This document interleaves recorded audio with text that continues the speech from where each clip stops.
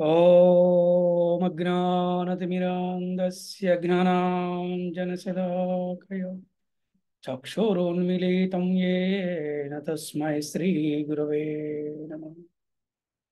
श्रीचैतन्यमनोभीष्टं स्थापितं येन भूतले स्वयं रूपः कदा मह्यं ददाति स्वपदान्तिकम्। नमो विष्णुपदाय कृष्णप्रेष्ठाय भूतले श्रीमते भक्तिवेदांत स्वामिनिति नामिने। नमस्ते सरस्वती देवे गौरवाणी प्रचारिणे निर्विशेषा शून्यवादी पाश्चात्य देशतारिणे। जय श्री कृष्ण चैतन्य प्रभु नित्यानंद श्री अद्वैत गदाधर श्रीवासादि गौर भक्त वृंद। हरे कृष्णा कृष्ण कृष्ण हरे हरे हरे राम राम राम हरे हरे। ओम नमो भगवते वासुदेवाय। ओम नमो भगवते वासुदेवाय। ओम नमो भगवते वासुदेवाय। ओम नमो भगवते वासुदेवाय। ओम नमो भगवते वासुदेवाय। ओम ओम नमो भगवते वासुदेवाय। वासुदेवाय। హరే కృష్ణ. ఈనాటి భగవద్గీత క్లాస్కి చేసినటువంటి భక్తులందరికీ కూడా ఆత్మీయ ఆహ్వానం పలుకుతున్నాము. హరే కృష్ణ. మనము ఇప్పటికీ గురుదేవుల యొక్క ఆశీస్సులతో శ్రీల ప్రభుపాద వారి ఆశీస్సులతో మనము 8 అధ్యాయాలు మనం పూర్తి చేసుకున్నాము. ఈ రోజున 9వ అధ్యాయం ప్రారంభమవుతున్నది.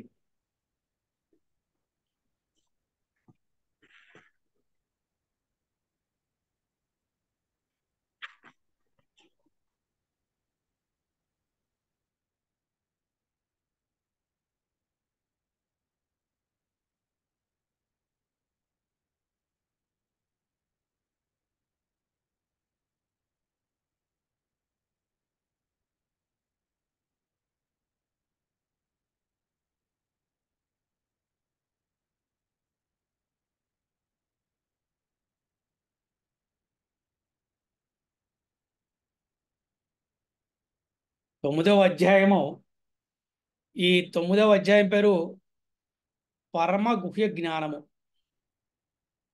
Top most secret knowledge.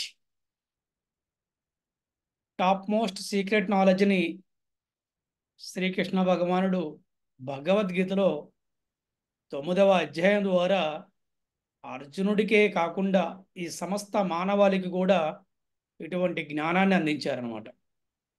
పరమ గుహ్య జ్ఞానము, టాప్ మోస్ట్ సీక్రెట్ నాలెడ్జ్. ఈ అధ్యాయం కనుక అర్థం చేసుకుంటే మన మానవ జన్మ సార్థకం అవుతుందన్నమాట. శ్లోకం చదువుతారు ఎవరైనా?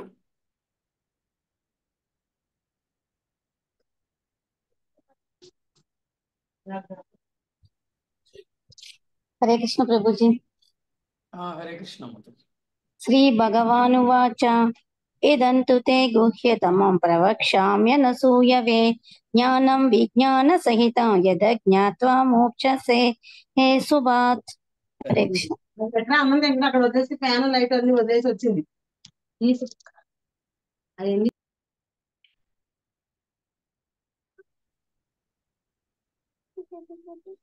శ్రీకృష్ణ భగవానుడు పలికను, ప్రియమైన ఓ అర్జున, నీవు నా ఎడ ఎన్నడను సూయ కలవాడువు కానందున అనుభవ సహితమగు ఈ గుహ్యతమ జ్ఞానమును మరియు విజ్ఞానమును నీకు తెలియజేసేదను. దీనిని తెలిసిన పిమ్మట భౌతిక జీవిత స్థితి వలన కలిగడి క్లేశముల నుండి నీవు విముక్తుడు కాగలవు.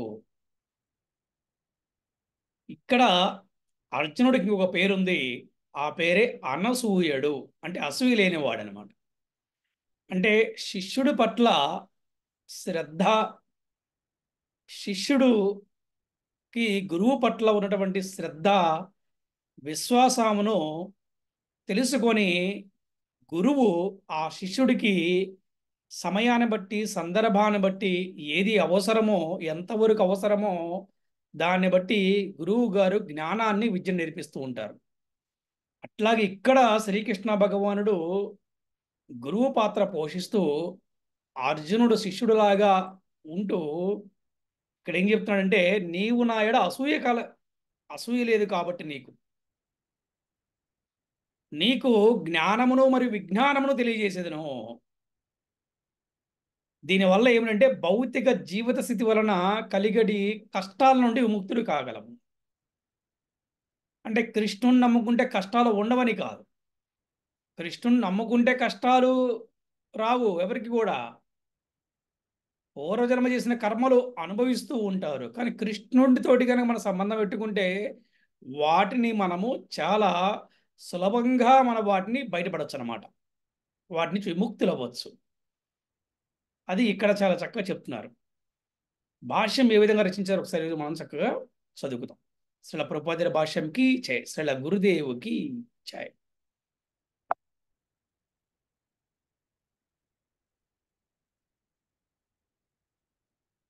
భక్తుడు దేవాది దేవుని గూర్చి అధికముగా శ్రవణము చేసిన కొలది మరింత అధికముగా ఆత్మ వికాసమును అందుచుండును. భగవంతుడి గురించి మనము వింటూ ఉంటే మనకి ఆత్మ వికాసం వస్తుంది అన్నమాట. ఆ వ్యక్తిత్వ వికాసము అంటుంటారు కదా బయట, పర్సనల్ డెవలప్మెంట్, అవన్నీ కూడా కృష్ణ కథ మనం కనుక వింటూ ఉంటే, భగవద్గీత భాగవతం వింటూ ఉంటే కనుక మనకి ఆ రకమైన ఒక ఆత్మ వికాసం వస్తుంది. ఇట్టి శ్రవణ విధానము శ్రీమద్ భాగవతమనందు ఈ విధముగా ప్రశంసింపబడినది. దేవాది దేవుని సందేశములు పరమ శక్తివంతములు.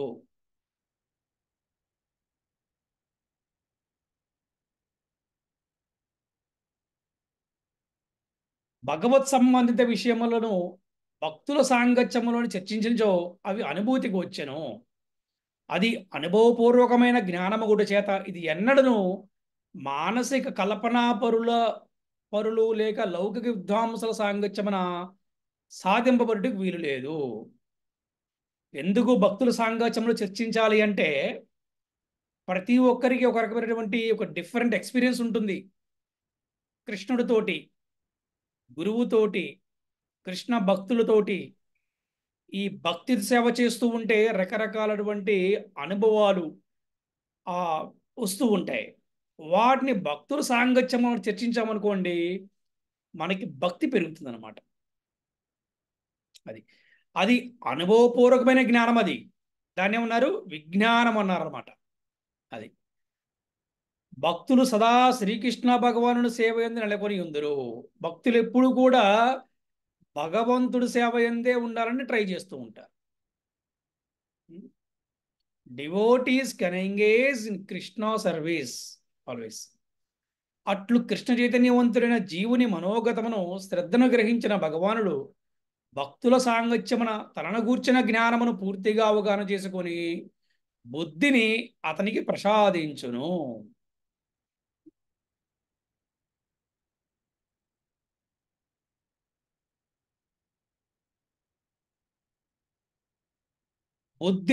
బుద్ధి ఎప్పుడు వస్తుంది? మనం ఇంతమంది చెప్పుకున్నాం. తేషాం సతతి యుక్తానాం భజతాం ప్రీతిపూర్వకం దదామి బుద్ధి యోగం తం ఏనమాముపయాంతితే. ప్రేమతో ఎవరైతే నాకు సేవ చేయుదురో వారికి తగిన బుద్ధి యోగమును వసగదని చెప్పి శ్రీకృష్ణ భగవానుడు భగవద్గీత 10వ అధ్యాయములో 10వ శ్లోకంలో చెప్తున్నారు. ఇక్కడ చూడండి, చాలా చక్కగా చెప్పారనమాట. అటువంటి శ్రద్ధను గ్రహించిన భగవానుడు భక్తుల సాంగత్యమును తనను గూర్చిన జ్ఞానమును పూర్తిగా అవగాహన చేసుకుని బుద్ధిని కూడా అతనికి ప్రసాదిస్తాడంట. శ్రీకృష్ణుని గూర్చిన చర్చ అత్యంత శక్తివంతమైనది. మానవుడు అట్టి సాంగత్య భాగ్యమును పొంది ఈ జ్ఞానమును అవగతము చేసుకున్నట్టుకు ప్రయత్నించినచో తప్పక ఆధ్యాత్మిక అనుభూతిని పొందగలడు. The spiritual experience. శ్రీకృష్ణ భగవానుడు తన శక్తివంతమైన సేవయందు అర్జునుడు మరింత అధికమైన ఉన్నత స్థితిని పొందినట్లుగా ప్రోత్సహించుటకే తాను ఇదివరకు వివరించిన విషయం కంటేను పరమ రహస్యమైన విషయములను ఈ నవమ అధ్యాయమును వివరించున్నాడు.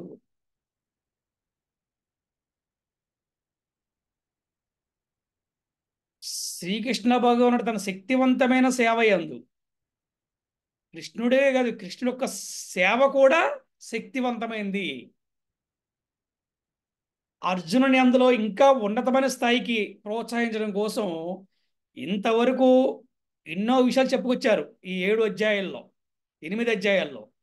కానీ ఈ 9వ అధ్యాయంలో అర్జునుని ప్రోత్సహించడం కోసము పరమ రహస్యమైన విషయాలని ఇక్కడ వివరిస్తున్నారు. అంటే మనందరినీ కూడా కృష్ణ భగవానుడు ప్రోత్సహిస్తున్నాడు ఈ అధ్యాయం ద్వారా తెలుసుకోవాలి. అర్జునుని కేంద్రంగా పెట్టుకొని ఈ సమస్త మానవాళికి కూడా శ్రీకృష్ణ భగవానుడు ఈ యొక్క గీతా జ్ఞానం ఇచ్చాడు. ఈ 9వ అధ్యాయం ద్వారా మనకి కూడా పరమ రహస్యమైన విషయాలను వివరిస్తున్నారన్నమాట. భగవద్గీత ఆరంభమునందలి ప్రథమ అధ్యాయము దాదాపు మిగిలిన గ్రంథమునంతటికీను ఉపోద్ఘామవతము వంటిది కాక, ద్వితీయ మరియు తృతీయ అధ్యాయములందు ఇవ్వబడిన ఆధ్యాత్మిక గ్రహణము గుహ్యమయి ఉన్నది. అంటే భగవద్గీత మొట్టమొదటి అధ్యాయము ఉపోద్ఘాతము వంటిది. అలాగే 2, 3 అధ్యాయాలు ఆధ్యాత్మిక జ్ఞానము, అది ఒక గుహ్యం, అంటే ఒక సీక్రెట్ లాంటిది అన్నమాట. మరి 7వ, 8వ అధ్యాయములందు చర్చింపబడిన విషయములు ప్రత్యేకించి భక్తియుత సేవకు సంబంధించినవి. ఇది గుర్తుపెట్టుకోవాలి అందరూ కూడా. మీరు ఎవరైనా కూడా రన్నింగ్ నోట్స్ రాసుకోవచ్చు చాలా చక్కగా. మళ్ళీ ఇటువంటి విషయాలు మళ్ళీ మనకి ఎప్పుడుగో తెలుస్తాయి అన్నమాట. చాలా చక్కగా రాశారు. అంటే భగవద్గీతలో మొట్టమొదటి అధ్యాయము ఉపోద్ఘాతము ఉంటుంది. 2, 3 అధ్యాయాలు ఆధ్యాత్మిక జ్ఞానము, అంటే ఒక సీక్రెట్ గుహ్యము లాంటిది. అలాగే 7వ, 8వ అధ్యాయము అంటే ఆ 7, 8 అధ్యాయాల్లో విషయాలు ప్రత్యేకంగా భక్తియుక్త సేవకు సంబంధించినవి, అంటే డివోషనల్ సర్వీస్. అవి కృష్ణ చైతన్యమునందు పురోగతిని కలిగించు కనుక అవి గుహ్యతరమని చెప్పబడినవి. అంటే కృష్ణ చైతన్యములో మనం అభివృద్ధి చెందడానికి మనకు సహాయపడతాయి కాబట్టి వీటిని గుహ్యతరము అన్నారు. అంటే టాప్ మోస్ట్ సీక్రెట్ నాలెడ్జ్ అని చెప్పారు. కానీ ఈ నవ అధ్యాయమున వివరింపబడిన విషయములు శుద్ధ భక్తికి సంబంధించినవైనందున గుహ్యతమము అని పిలువబడును. అంటే టాప్ మోస్ట్ సీక్రెట్ నాలెడ్జ్ అన్నమాట. ఏది 9వ అధ్యాయములో వివరించబడిన విషయాలు ఏమిటంటే శుద్ధ భక్తికి సంబంధించిన విషయాలు, ద ప్యూర్ డివోషన్. ఎవరి శుద్ధ భక్తులు కావాలనుకుంటారో వారు ఈ 9వ అధ్యాయాన్ని చక్కగా చదువుకొని అర్థం చేసుకొని ఆచరించడం కోసం ప్రయత్నిస్తే అందరూ కూడా శుద్ధ భక్తులు అవుతారన్నమాట. శ్రీకృష్ణ భగవానుని అట్టి గుహ్యతమ జ్ఞానం పొందినవాడు సహజముగా లోకాతీతుడగును. కనుక అతడు భౌతిక జగత్తునందునను భౌతిక క్లేశములందును పొందడు. అంటే అతను ఈ భౌతికమైన జీవితంలో ఉన్నప్పటికీ కూడా ఈ భౌతిక జీవితంలో వచ్చే కష్టాల నుంచి అతను బయటపడతాడు. క్లేశాలు అంటే కష్టాలను. దేవాది దేవునికి ప్రేమయుక్త సేవను హృదయపూర్వకంగా చేయదలిచిన వాడు భౌతిక జీవితమునందలి బద్ధస్థితి అందున్నప్పటికీను అతనిని ముక్తినిగానే భావింపవలని భక్తి రసామృత సింధువు చెప్పుచున్నది. ఇది చాలా ఇంపార్టెంట్. ఎందుకంటే భక్తులు కూడా ఈ భౌతికమైన జీవితంలో ఉన్నారు. ఇప్పుడు మనందరం ఉన్నాం. అయితే ఈ భౌతికమైన జీవితంలో ఉన్నప్పటికీ కూడా ఈ భౌతికమైన వ్యక్తులకు వచ్చే కష్టాలు మనకు ఉండవు. మనకి ఏదైనా చిన్నపాటి ఏదైనా కష్టం వచ్చినప్పుడు చాలా సులువుగా తీరిపోతుంది. భౌతికమైన వ్యక్తులకి ఆధ్యాత్మికమైన వ్యక్తులకి తేడా అది. ఎందుకు అలా వెళ్ళిపోతుందంటే నిరంతరము కృష్ణనామ జపం చేస్తూ నిరంతరము భగవంతుడి సేవలో ఉంటారు కాబట్టి అలా జరుగుతుంది. మరి అలాగే కృష్ణుడికి ప్రేమగా సేవ చేసేవారు ఈ ఒక్క భౌతిక జీవనం ఉన్నప్పటికీ కూడా అతన్ని ముక్తునిగానే భావింపవలెను. అంటే చూడండి, కొన్నిసార్లు మనకి భక్తులు కానీ, అలాగే భక్తులు ఇంకా ఉన్నతమైనటువంటి గురువులు కానీ, వీరందరూ కూడా చూస్తే చాలా సింపుల్గా ఉంటారు. కొంతమంది అనుకుంటారు, ఏంటండి వీరు ఇలా ఉన్నారు కదా, వాళ్ళకి మన తేడా ఉంది, వారికి కూడా ఆరోగ్యం బాగోలేదు, వారికి కూడా కష్టాలు ఉన్నాయి కదా, మనం కూడా అలాగే ఉన్నాం కదా అనుకుంటారు. కానీ వారి స్థితి వేరు, వీరి స్థితి వేరు. వీరిని ముక్తులుగానే భావింపాలి అని మనకి భక్తి రసామృత సింధు అనే గ్రంథం చెప్తుందన్నమాట. అట్లే భగవద్గీత 10వ అధ్యాయమునందు కూడా భక్తి మార్గమునందు నెలకొనే వాడు ముక్త పురుషుడు అని తెలువబడింది. అంటే 10వ అధ్యాయంలో కూడా చెప్పబడింది అనమాట. ఎవరైతే భక్తి మార్గంలో ఉన్నారో వారిని ఏమన్నారు, ముక్త పురుషుడు అని తెలబడింది అనమాట. మరి 9వ అధ్యాయపు ఈ ప్రథమ శ్లోకమునకు విశేష ప్రాధాన్యం కలదు.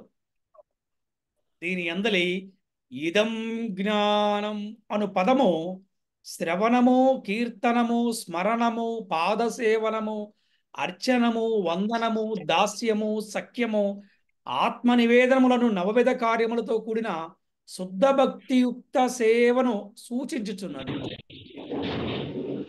ఇది చూడండి, చాలా చాలా అసలు ఈ శ్లోకం కనుక అర్థమైతే ఎంత బాగుంటుందంటే చూడండి, ఇదం జ్ఞానం, ఈ జ్ఞానం అనే పదము ఏ విధంగా సూచిస్తుందంటే చూడండి, నవవిధ భక్తి మార్గాలు అంటారు. అంటే నవవిధ భక్తి మార్గాలు అంటే 9 మార్గాలుగా మనము భగవంతుని చేరుకోవచ్చు అని శాస్త్రం చెప్తుంది. అందులో మొట్టమొదటి శ్రవణము, రెండవది కీర్తనము, మూడవది స్మరణము, 4 పాదసేవనము, 5 అర్చనము, 6 వందనము, 7 దాస్యము, 8 సఖ్యము, 9 ఆత్మనివేదనము. దీనివల్ల ఏమొస్తుందంటే శుద్ధమైన భక్తి వస్తుంది. అందరూ కూడా శుద్ధ భక్తులు అవడానికి మంచి అవకాశము. అంటే శ్రవణము అంటే ఏంటి? శ్రవణము కృష్ణుడి గురించి సంకీర్తన, కృష్ణ కథ, భక్తుల కథలు, ఈ విధంగా కూడా మనము శ్రవణము. కీర్తనం అంటే ఏంటి? అందరూ కలిసి కీర్తన చేయటం, సంకీర్తన చేయటం, భగవద్గీత భాగవత ప్రవచనాలు చెప్పటం, ఇతరులకి బోధ చేయటం, ఇవన్నీ కూడా మనకి కీర్తనం కింద వస్తుంది. ఇకపోతే స్మరణము, స్మరణం అంటే మనం చేస్తున్నాం కదా, ఎప్పుడూ కూడా భగవన్నామ స్మరణతో ఉండటమే, నిరంతరము ఆయన స్మరిస్తూ ఉండాలి. ఎప్పుడు కృష్ణ కృష్ణ కృష్ణ కృష్ణ, ఏ పని చేసినా కూడా ఆయన మనం స్మరించుకుంటూ ఉంటాం. పాదసేవనము, నాయనా నేను నీకు శరణాగతి పొందుతున్నాను, నాకు నీ యొక్క పాద సేవనం కావాలి, నేను నీ చరణాగతి అంటే చరణం అంటే కాళ్ళు, నీ పాదాలకి నేను శరణాగతి అంటే నీ యొక్క పాదాలు తప్పితే నాకు వేరే గతి లేదు అనేది అర్థం. ఈ విధంగా అర్చనము, భగవంతుడికి మంచి మంచి పూలతోటి అండి, మంచి మంచి పండ్లతోటి, మంచి మంచి సుగంధ ద్రవ్యాలతోటి భగవంతుడికి అర్చనం. ఇకపోతే వందనము, మనం చూస్తే మందిరాలకు వెళ్ళినప్పుడు భగవంతుడికి మనము వందనము చేస్తూ ఉంటాం. ఏ విధంగా అంటే మగవారైతే పూర్తి సాష్టాంగ నమస్కారము, ఆడవారైతే అర్ధ సాష్టాంగ నమస్కారము చేస్తాం మనం. ఇకపోతే దాస్యము అంటే, దాస్యం అంటే నేను నీకు దాసుణ్ణి, ప్రభువులైతేనేమో దాసుల్లాగా, మాతాజీలు అయితే దాసీల్లాగా నిరంతరం మేము మీకు దాసుల్లాగా సేవ చేస్తామని చెప్పేసి అనుకుంటాం.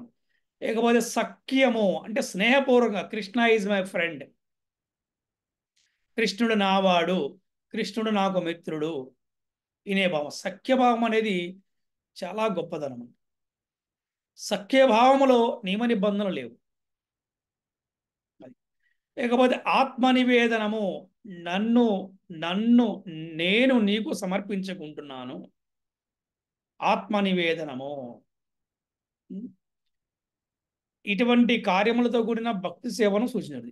ఈ భక్తియుక్త సేవ యందలి ఈ నవవిధానమును అభ్యసించడం ద్వారా మానవుడు ఆధ్యాత్మిక చైతన్యమునకు ఉద్ధరింపబడును. ఇకపోతే మనకి భాగవతములో అంబరీష మహారాజు కథ వస్తుంది. మరి మనం చూసాం, పరీక్షిత్ మహారాజు శ్రవణము చేయటం వల్ల ఆయన భగవద్ధామం చేరుకున్నాడు విన్నాం మనం. అలాగే అంబరీష మహారాజు నవవిధ భక్తి మార్గాలు అన్నీ కూడా ఆయన అనుసరించారు. అందుకే భాగవతము అంబరీష మహారాజుల గురించి కీర్తిస్తుంది అన్నమాట.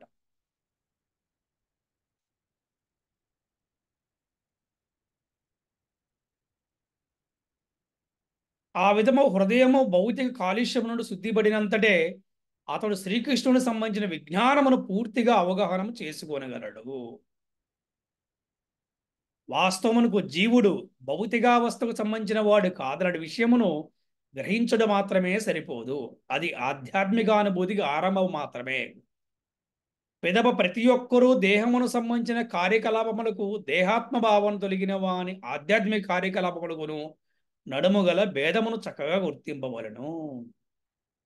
కేవలం శరీరం కోసమే, కేవలం శరీరానికి రక్షణ ఇస్తూ కేవలం శరీరానికే పోషణ ఇచ్చేవాడికి, అలా కాకుండా ఎప్పుడు కూడా ఆధ్యాత్మిక కార్యక్రమాలు చేసేవారికి భేదము చక్కగా గుర్తించాలి. శ్రీకృష్ణ భగవానుని మహత్తరమైన శక్తిని గూర్చి, అతని వివిధ మహత్వములను గూర్చి, ఉన్నత న్యూన ప్రకృతుల గూర్చి మరియు సమస్త భౌతిక జగత్తును గూర్చి ఇదివరకే 7వ అధ్యాయంలో చర్చించి ఉన్నాము. ఇప్పుడు ఈ 9వ అధ్యాయమున ఆ భగవానుని వైభవములు మరింతగా విశదీకరింపబడినవి. అంటే మనం ఇంతకు ముందే 7వ అధ్యాయంలో చర్చించాము, కానీ ఇప్పుడు 9వ అధ్యాయంలో భగవంతుని యొక్క వైభవాలు ఇంకా మరింతగా వివరించబడ్డాయన్నమాట. ఈ శ్లోకమునందలి అనసూయవే అను సంస్కృత పదము కూడా మిక్కిలి ప్రధానమైనది. సాధారణముగా గీతా వ్యాఖ్యాతలు మహావిద్వాంసులైనను దేవాదేవుడైన శ్రీకృష్ణుడి పట్ల అసూయని కలిగి ఉందరు. జ్ఞానవంతులైన గొప్ప పండితులు కూడా భగవద్గీతకు అసమంజసమైన వ్యాఖ్యానం రచించుందరు. వారు శ్రీకృష్ణుని పట్ల అసూయని కలిగి ఉన్నందున వారి వ్యాఖ్యానములు వ్యర్థములై ఉండును. కేవలం భగవద్భక్తులచే రచింపబడినట్టి వ్యాఖ్యానములు మాత్రమే వాస్తవములకు ప్రామాణికములై ఉన్నవి. అసూయగ్రస్తుడైన వాడు ఎవడును భగవద్గీతను యథాతథముగా వివరింపలేడు మరియు శ్రీకృష్ణుని గూర్చిన పరిపూర్ణ జ్ఞానము అందించుడు గాని చేయలేడు. శ్రీకృష్ణుని గూర్చి ఎరుగకే విమర్శలు కావించేవాడు నిశ్చయముగా మూర్ఖుడు. కనుక అట్టి వ్యాఖ్యానములను జాగరూకతతో మనము విడిచిపెట్టవలను, త్యజింపవలను. శ్రీకృష్ణుని పరమ పవిత్రునిగాను దివ్య పురుషునిగాను దేవాదేవునిగాను గ్రహింపగలిగిన వారికి ఈ అధ్యాయములు మిక్కిలి ప్రయోజనకరములు కాగలవు. హరే కృష్ణ. ఈ మొట్టమొదట శ్లోకంలో, ఈ 9వ అధ్యాయం మొట్టమొదటి శ్లోకంలో ఈ 9వ అధ్యాయం గురించి మొత్తం కూడా వివరించారు. అలాగే 9వ అధ్యాయానికి ముందు కూడా 8 అధ్యాయాల్లో 7 అధ్యాయాల్లో ఏ విధంగా చెప్పారు, అలాగే మొట్టమొదటి అధ్యాయంలో ఏం చెప్పారు, తర్వాత 2, 3 అధ్యాయాలు ఏ విధంగా ఉన్నాయనే దాని గురించి కూడా మనం చాలా చక్కగా చెప్పండి. ఇప్పుడు ఇక్కడ మనము 2వ శ్లోకానికి వచ్చాం.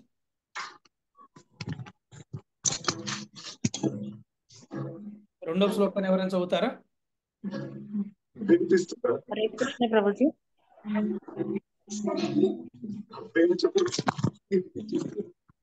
కలబడిపోయింది. హరే కృష్ణ మాతాజీ, చదవండి మాతాజీ.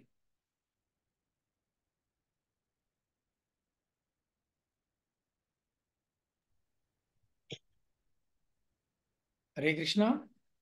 హరే కృష్ణ గురూజీ, ధన్వత్ ప్రణామ్. ధన్వత్ ప్రణామ్. చదవండి మాతాజీ. రాజ విద్యా రాజగుహ్యం పవిత్రమిదముత్తమం ప్రత్యక్షావగమం ధర్మ్యం సుసుఖం కత్తుమవ్యయం. హరే కృష్ణ. హరే కృష్ణ.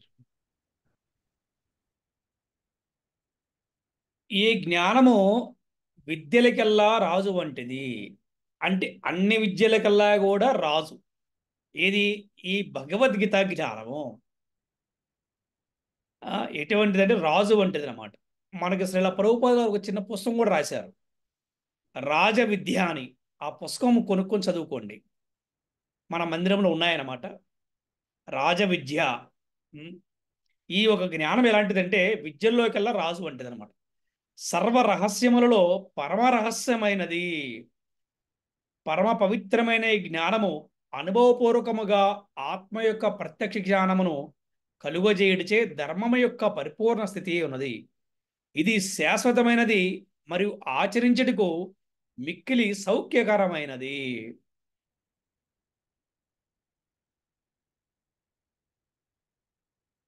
మూడో శ్లోకం చదవండి.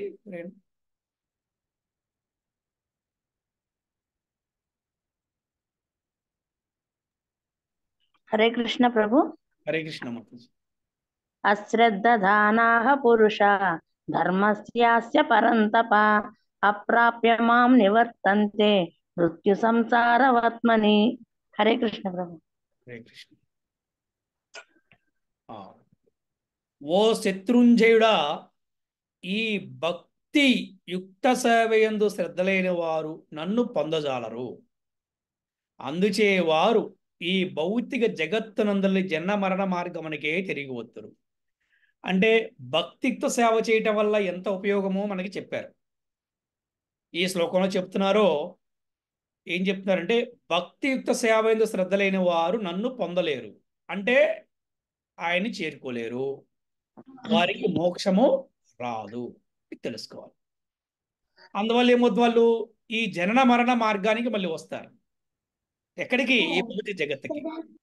జనన మరణ చక్రం, అలాగే జన్మ మృత్యు జరావ్యాధికి తిరిగి వస్తారనమాట. 4వ శ్లోకం చదవండి ఎవరైనా.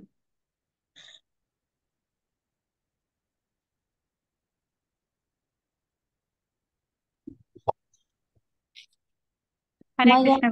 ఏదం సర్వం జగదవ్యక్తమూర్తినా మతస్థాని సర్వభూతాని నాచాహం తేషవస్థితః. హరే కృష్ణ.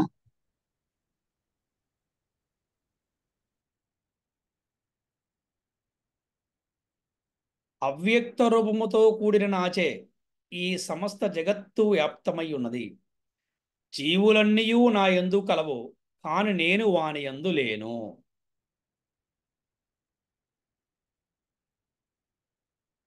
ఐదు శ్లోకం చదవండి.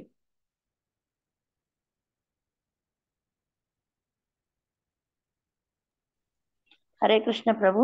హరే కృష్ణ మాత. నచ మస్తాని భూతాని పశ్య మే యోగమైశ్వరం భూతభృన్న చ భూతస్థో మమాత్మా భూత భావన. హరే కృష్ణ ప్రభు.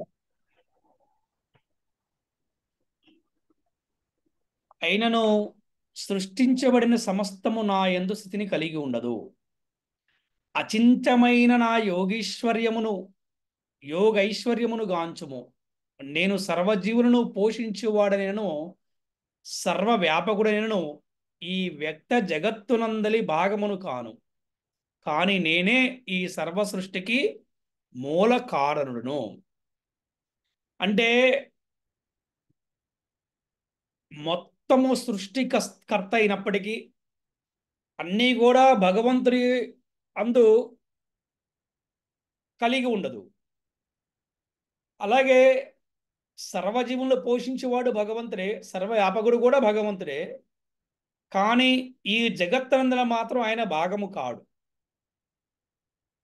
అంటే ఏంటంటే భగవంతుడు ఈ భౌతికమైన జగత్తుకి పరమైన వాడు.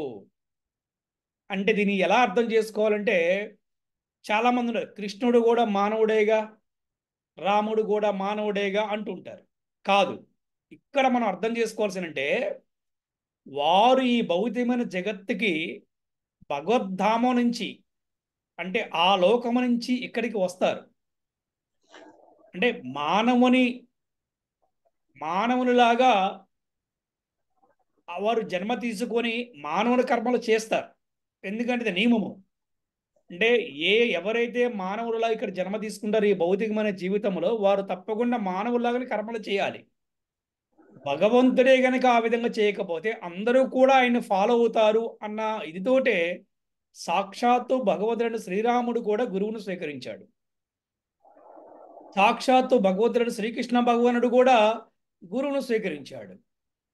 అంటే ఏంటి? వారు ఈ భౌతికమైన జగత్తుకి వారు పరమైన వారు, ఈ భౌతికమైన జగత్తులో వారు భాగము కాదు. అందుకే అంటే ఏంటి ప్రభు? అందుకనే పరమ ఆత్మ అన్నారు. ఆత్మ వేరు, పరమాత్మ వేరు. ఏంటమ్మా మాతాజీ? ఈ వ్యక్త జగత్తులోని భాగాన్ని కాను అంటే ఏంటి అర్థము?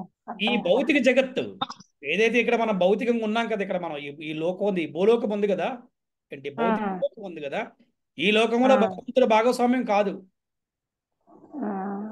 మీరు చూసారు కదా, రాముడు కానీ కృష్ణుడు కానీ వచ్చారు, మళ్ళీ వారు దేనికి వచ్చారు? దేనికి వచ్చారు? ఎవరైనా చెప్తారా? వారు రావడానికి కారణం ఏమిటి? ధర్మాన్ని పునఃస్థాపించడం ధర్మాన్ని పునఃస్థాపించడం కోసం. ఏ శ్లోకం చెప్తాం మనం దానికి? 4th చాప్టర్ లో సాధూనాం వినాశాయ చతుష్కృతం ధర్మ సంస్థాపనార్థాయ సంభవామి యుగే యుగే. 4వ అధ్యాయం 8వ శ్లోకం భగవద్గీత యథాతథ. చూసారా? Very good. సో అంటే ఏంటి? వారు ఒక పర్పస్ కోసం వస్తారు, మళ్ళీ వెళ్ళిపోతారు, అంతేగాని వారు ఇక్కడ భాగం కాదు. కానీ మనం ఏం చేస్తాం? మనం జన్మిస్తూ ఉంటాం, మరణిస్తూ ఉంటాం, మళ్ళీ జన్మ తీసుకుంటాం, మళ్ళీ మరణిస్తూ ఉంటాం. అందుకని భగవంతుడు ఈ భౌతిక జగత్తుకి భాగము కాడు. కానీ సర్వజీవులు పోషించేది ఆయనే, సర్వవ్యాపకుడు కూడా ఆయనే, ఈ సర్వ సృష్టికి మూల కారణం కూడా ఆయనే. అయినప్పుడు కూడా ఆయన ఇక్కడ భాగము కాదు. అంటే ఇక్కడ మానవుడికి భగవంతుడికి తేడా ఉన్నదనే విషయం తెలుసుకోవాలి. అంటే ప్రభు ఆత్మ స్థితమై ఉండదని అర్థం వస్తుందా? అట్లా ఇప్పుడు ఆత్మ అనేది జీవుడు, అంటే మనము, పరమాత్మ భగవంతుడు. ఓకే, అంటే ఇప్పుడు ఆత్మ పరమాత్మ వేరు, పరమాత్మ వేరు, భౌతికమైన జగత్తు వేరు, భగవద్ధామం వేరు. ఓకే, ఈ విషయం తెలుసుకోవాలి. కానీ ఇక్కడ చాలా మందికి ఒక రాంగ్ ఒపీనియన్ ఏంటి అంటే, మనలో మనమే ఆత్మ, మనమే పరమాత్మ, మనమే దేవుడు, మనమే భగవంతుడు అంటూ ఉంటారు అందరూ కూడా. అలా కాదనమాట. సో భగవంతుడు భగవంతుడే, మానవుడు మానవుడే. అది ఆత్మ పరమాత్మ దగ్గరికి వెళ్ళి సేవ చేస్తుంది. అంటే ప్రభు చెప్పండి ప్రభు, చెప్పండి. మీరే అడుగుతున్నారు, చెప్పండి పరం. అంటే పరమాత్మ అయిన ఆత్మ ఉంటది కదా. అట్లా కాదమ్మా. ఇప్పుడు మనము ఆత్మ, జీవులు, భగవంతుడు పరమ ఆత్మ. అంటే పరమ అంటే ఏంటి? మనకన్నా దూరంగా ఉండేది, మనకన్నా వేరే ఉండేది. ఓకే, అంటే ఇప్పుడు భాష్యం ఏ విధంగా రచించారు ఇక్కడ మనం చూద్దాం ఒకసారి. ఈరోజు క్లాస్లో ఇది ఆఖరి శ్లోకం. శ్రీల ప్రభుపాద భాష్యానికి శ్రీల గురుదేవ్కి జై. సర్వము తనపై ఆధారపడి ఉన్నదని భగవానుడు ఇక్కడ చెప్పుచున్నాడు. మత్సాని సర్వభూతాని. ఈ విషయమును మరో విధముగా తప్పుగా అర్థం చేసుకొనకూడదు. ఇక్కడ భాష్యంలో మన ప్రభుపాదులు క్లియర్గా ఇచ్చారు, చక్కగా వినండి అందరూ కూడా. వాస్తవమునకు విశ్వము యొక్క భరణ పోషణలతో ప్రత్యక్షముగా భగవానుడికి ఎట్టి సంబంధము లేదు. కొన్ని మార్లు కొన్ని ప్రపంచ చిత్రములలో భూగోళమునంతటిని అట్లాస్ అని తన భుజములపై మోయిచున్నట్లుగా మనం చూస్తుంటాము. అట్టి కార్యములో అతడు మిక్కిలి అలిసినట్లుగా ఆ చిత్రమును కనిపించును. ఇదే భావనను శ్రీకృష్ణ భగవానుడు సమస్త విశ్వమును భరించున్నాడనే విషయమును మనం ఊహింపరాదు. ఎందుకనగా సర్వము తనపైననే ఆధారపడి ఉన్నను, తాను మాత్రం వాటికి దూరముగా ఉన్నట్లు భగవానుడు ఇక్కడ చెప్పుచున్నాడు. గ్రహమండములన్నీ అంతరిక్షమున తేలుచున్నవి. ఈ అంతరిక్షము దేవాదేవుని శక్తి అయినను అతడు అంతరిక్షము కంటేనూ భిన్నడు. అతని స్థితి భిన్నమైనది. కనుకనే జీవులందరూ అచించమైన నా శక్తి పైననే ఆధారపడి ఉన్నను, దేవాదేవుడైన నేను వారికి దూరముగానే ఉన్నాను అని భగవానుడు చెప్పుచున్నాడు. ఇది శ్రీకృష్ణుని అచింత్యమైన యోగ వైభవము. దూరంగా ఉంటేనే కదా మనం ఆయన చేరుకున్నానికి ప్రయత్నిస్తాము. అది దూరంగా ఉన్నాడు కాబట్టే మనం ఆయన చేరుకునేందుకు ప్రయత్నిస్తున్నాం వివిధ మార్గాలలో. ఇకపోతే వైదిక నిఘంటువగు నిరుక్తి అందు ఇట్లు తెలుపడింది. యుజ్యతేనేన దుర్గటేషు కార్యేషు. భగవానుడు తన శక్తిని ప్రదర్శించుచు ఊహాతీతములు అద్భుతములైన లీలను చేయుచున్నాడు. భగవానుడు వివిధ దివ్యశక్తులను కలిగి ఉన్నాడు. అతని సంకల్పము పరమసత్యము. ఈ విధముగా దేవాది దేవుని స్వరూపమును అవగాహనము చేసుకునవలను. మనం చూస్తున్నాం కదా భగవంతుడు తన శక్తిని ఏ విధంగా ప్రదర్శిస్తూ ఉంటాడో. ఫర్ ఎగ్జాంపుల్ గోవర్ధన లీల చూడండి. 7 సంవత్సరాల వయసులో చిటికిని వేలి మీద గోవర్ధనగిరి పర్వతాన్ని ఆయన వ్యక్తి ఆ ఆ బృందావనంలోని యాదవులను, ఆవులను, అక్కడున్న ప్రజలను, పశువులను అందరినీ కూడా ఆయన కాపాడడం జరిగింది. అంటే తన యొక్క శక్తిని ఆయన ప్రదర్శించడం జరిగిందనమాట.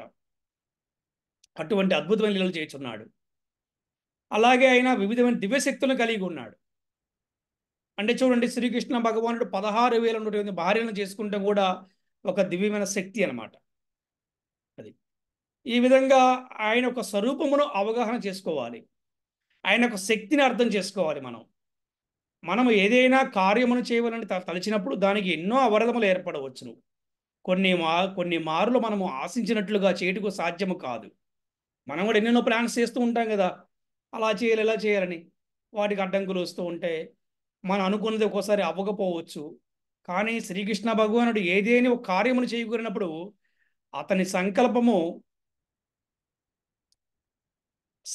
మాత్రమునే సర్వమును సంపూర్ణంగా నిర్వహింపబడుచుండుచే మనము అది ఎట్లు చేయబడుచున్నదో ఊహింపజాలం. మనం అసలు ఊహించలేము. ఎందుకు ఆయన సంకల్పం చేత ఏదైనా సరైనా సంపూర్ణంగా పర్ఫెక్ట్ నిర్వహిస్తాడనమాట. ఆయన చూసాం కదా, మనం గోవర్ధన లీల చేయాలనుకున్నాడు. ఏ విధంగా గోవర్ధన లీల చేసాం మనం చూసాం. మరి ఏ విధంగా ఆయన ద్వారకా నగరాన్ని నిర్మించడం మనం చూసాం. అంటే యాదవులను రక్షించడం కోసం, వారికి రక్షణ ఉండటం కోసం, వారిని ఒక రకమైనటువంటి ఒక మంచి ప్లేస్లో ఉండటం కోసం, అంటే వారిని ఉద్ధరించడం కోసం ఏ విధంగా ద్వారకా నగరాన్ని నిర్మించడం మనం చూసాం. చాలా పర్ఫెక్ట్గా, పక్కాగా, చాలా పర్ఫెక్ట్గా ఉంటుంది ప్లాన్ కూడా అన్నమాట. అలాగే ఆయన మరి ఎంతోమంది రాక్షసుల్ని ఆయన ఏ విధంగా సంహరించడం మనం చూసాం. ఒకసారి మనకు ఊహకు అందదు కదా. చూడండి, మనము అది ఎట్లా చేయబడుచుండదో మనం అసలు ఊహించలేము. అరే 7 సంవత్సరాల పిల్లవాడేంటి, గోవర్ధనగిరి పర్వతం ఎత్తడం ఏంటి, ఇవాళ ఒక స్నానగిరి ఒక బకెటే ఎత్తుకోలే పరిస్థితి. మరి ఎలా జరిగింది? అది భగవానుడు ఈ విషయమనే వివరించుతున్నాడు. అంటే అతడు ఈ భౌతికమైన సమస్త సృష్టిని పోషించి పాలించుచుండు వాడైనను వాస్తవము దానిని సృశింపనైనా సృశింపడు. ఈ మొత్తం ఈ భౌతికమైన సమస్త సృష్టిని కూడా పోషించేవాడు భగవంతుడే. కానీ దాన్ని టచ్ కూడా టచ్ చేయడంట ఆయన.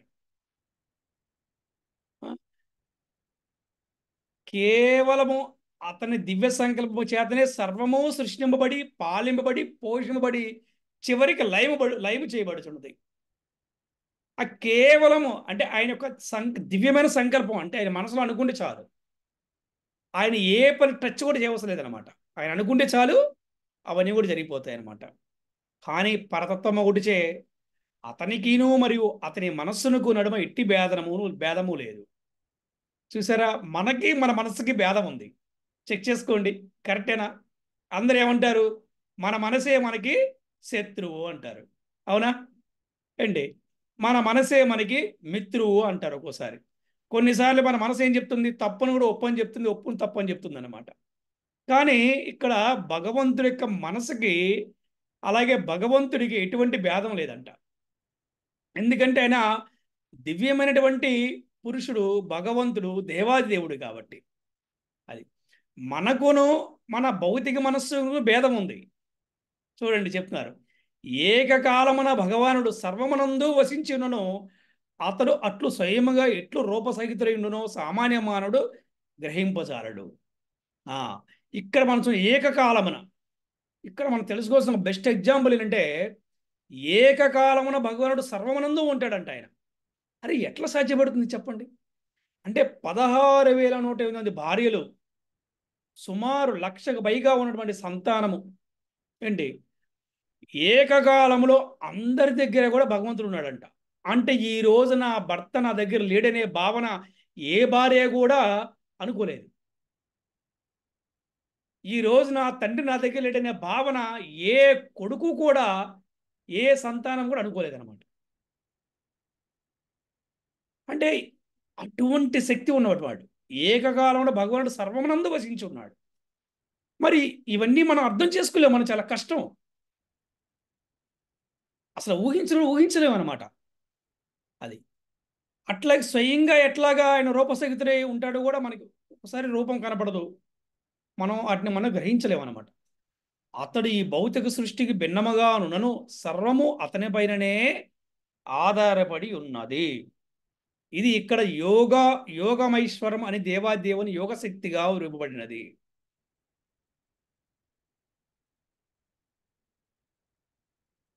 హరే కృష్ణ కృష్ణ కృష్ణ హరే హరే, హరే రామ రామ రామ హరే హరే.